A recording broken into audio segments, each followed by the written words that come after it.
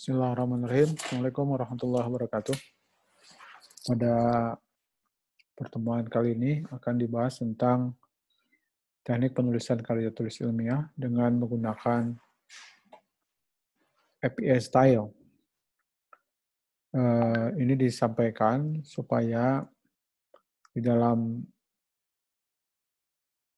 penulisan proposal penelitian sudah menggunakan teknik penulisan yang standar.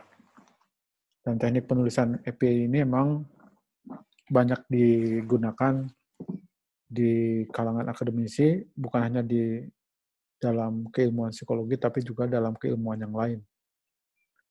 Kebetulan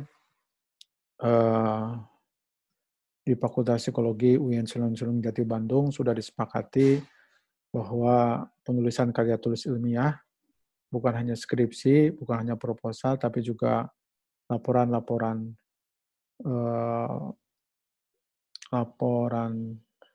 praktikum, tugas perkuliahan, sebaiknya ditulis dengan menggunakan teknik penulisan standar, yaitu APA style.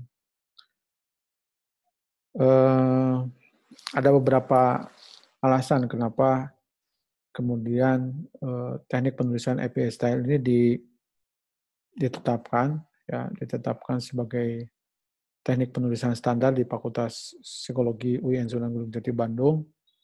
Yang pertama adalah menurut surat keputusan AP2TPI nomor 02 AP2TPI/2013 tentang kurikulum inti program studi psikologi, di mana di situ disampaikan salah satu kompetensi utama dari lulusan program studi psikologi adalah mampu melakukan penelitian dasar dan mampu mempublikasikan hasil riset. Yang kedua, surat dari Direktur Jenderal Perguruan Tinggi nomor 152/E/T/2012 tentang publikasi karya ilmiah menyatakan bahwa lulusan sarjana harus menghasilkan makalah yang diterbitkan pada jurnal ilmiah. Berikutnya juga salah satu learning outcome atau capaian pembelajaran mahasiswa psikologi S1 menurut rumusan tim ad hoc AP2TPI pada standar kompetensi penguasaan pengetahuan dan keilmuan adalah menguasai teknik penulisan ilmiah dengan gaya APA. Jadi teknik penulisan ilmiah dengan gaya APA ini adalah sesuatu yang direkomendasikan oleh Asosiasi Penyelenggara Pendidikan Tinggi Psikologi. Kita sebagai anggota dari AP2TPI tentu menerimanya sebagai sesuatu yang sebaiknya diterapkan di program studi psikologi kita gitu.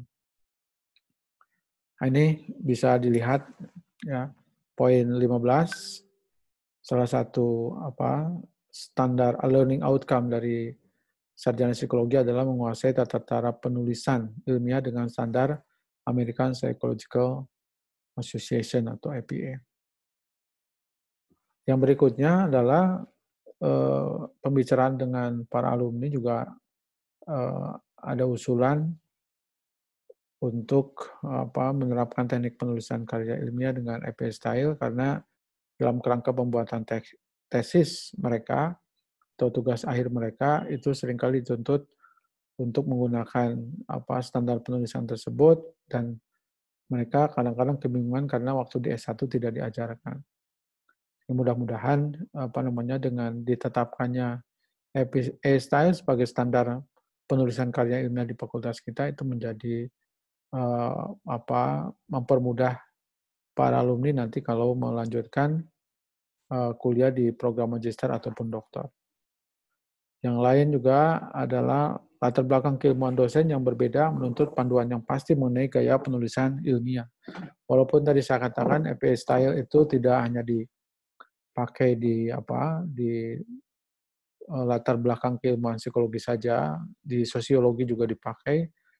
Tapi di fakultas kita kan ada banyak dosen dengan berbagai latar belakang, sehingga dengan ditetapkannya teknik penulisan standar yaitu APA style, maka mudah-mudahan itu akan mempermudah komunikasi antara mahasiswa dengan dosen, antara dosen dengan dosen, sehingga nanti teknik penulisannya menjadi standar.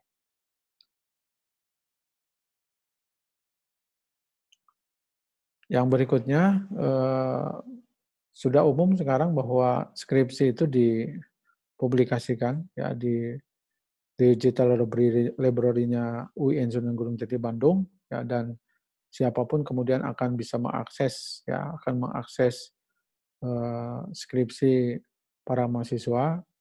Ini kalau cara penulisan skripsinya tidak standar, nanti akan susah dipahami oleh masyarakat. Ah, dan di dalam teknik penulisan APA style itu salah satunya disampaikan dengan teknik-teknik pengutipan. Teknik pengutipan yang salah atau teknik pengutipan yang tidak benar itu akan berdampak pada plagiarisme, dan plagiarisme merupakan salah satu dosa besar dari seorang akademisi. Bahkan plagiarisme memungkinkan seseorang sarjana ataupun magister atau doktor sekalipun itu dicabut gelarnya karena eh, tindakan plagiarisme itu. Maka dengan demikian penting bagi kawan-kawan semuanya untuk mempelajari APA style sebagai standar penulisan ilmiah, sebagai alat komunikasi ketika kita menulis karya tulis ilmiah, sehingga bukan hanya kita yang paham dengan apa yang kita tuliskan, tapi juga masyarakat ilmiah yang lain juga paham dengan apa yang kita tulis.